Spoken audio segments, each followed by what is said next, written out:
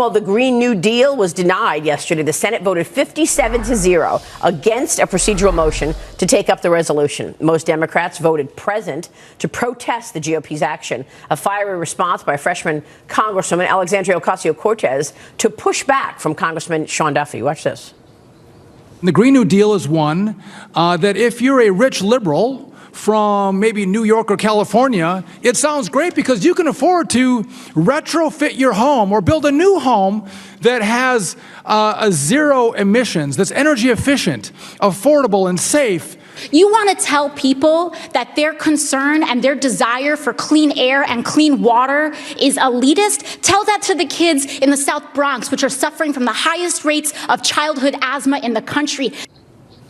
Joining the conversation this morning, the founder and CEO of Cheddar, John Steinberg, is here, along with new leaders, senior fellow Fox News contributor Richard Fowler, Dagen McDowell. That was some hearing yesterday on the Green New Deal. It looked like theatrics more than anything else. How'd you see him? I will not throw shade at a lady who can rock a red lip and uses her hands like that. I kid. This is interesting. My takeaway from just that comment from Congresswoman Ocasio-Cortez, when she was talking about the water problems in Flint, Michigan, and the South Bronx. She is not pointing to something that the Green New Deal would necessarily fix. She's pointing to problems that occurred, say, in the South Bronx. This is one of the most socialist cities in the nation, where you have great government control and extremely high taxes, and you still have appalling conditions that people are living in.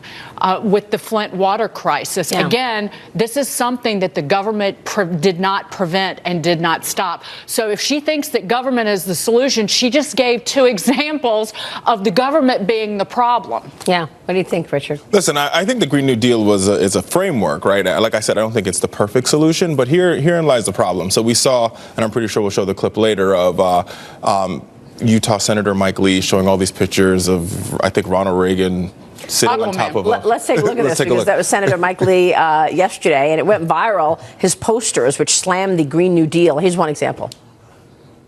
I rise today to consider the Green New Deal with the seriousness it deserves.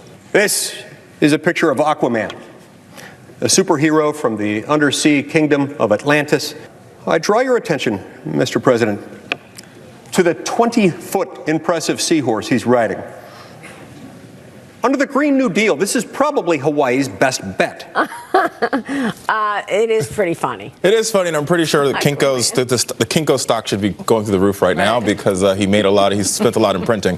But here's the truth: is that both the United Nations, the congressional report, the fact is that climate change is a real thing, right? And I think what we have on one side is the Green New Deal. I'm not saying it's the best solution, but on the other side, you have folks like Senator Mike Lee saying that climate change, nothing to see here, nothing's happening. And I think that is part of the problem. Mitch McConnell didn't, though. Mitch McConnell actually is now on the record as saying that I'm talking about climate change. Well, they haven't given any solutions. And I think the solution exists someplace in the middle, when Democrats, Republicans, businesses come together and say, OK, we have a problem here, and let's actually try to figure out some real solutions, because there are real problems like Superstorm Sandy, flooding. It's a nice thing to say that this is just a framework, but it is legislation that she would like to bring to that she would like to see materialize. So it's not just a framework. But to your point, Maria, it's basically non-existent on facts right now. Right. No one actually knows what's in the Green New Deal. The world is ending in 10 years. Apparently, it's causing asthma in New York City. Right. But what we've seen here is these politicians' level of marketing skill has completely evolved, I think largely as a result of President Trump. We have people now that know how to message, know how to use gimmicks.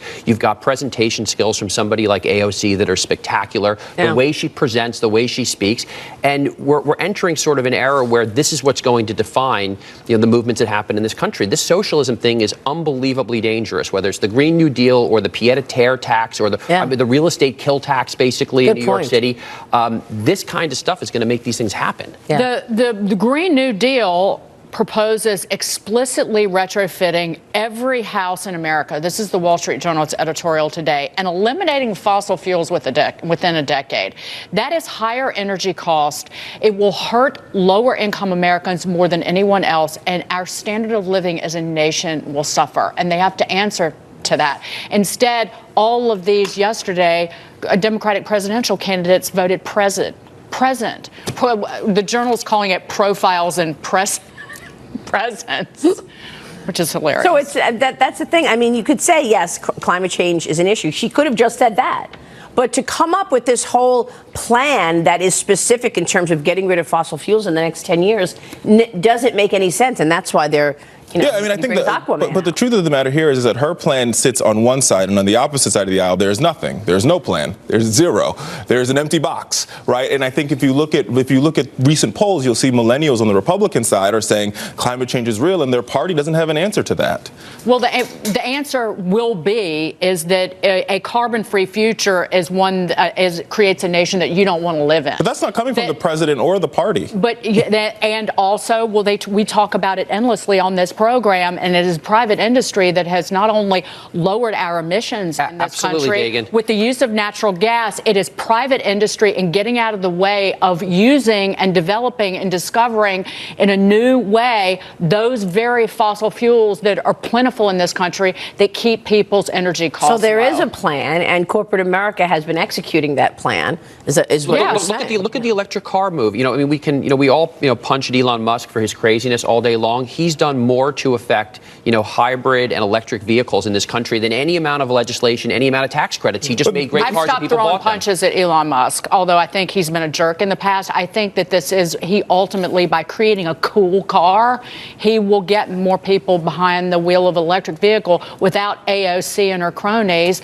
telling us what kind of car to buy. I mean, solar power with a big doesn't federal work. program. I've tried to do solar. You can't get it done on your house. No, it's not even remotely and you can't get it affordable. done on your car because the sun is not always shining. I will take a quick break. When we come back, the Federal Reserve is in focus.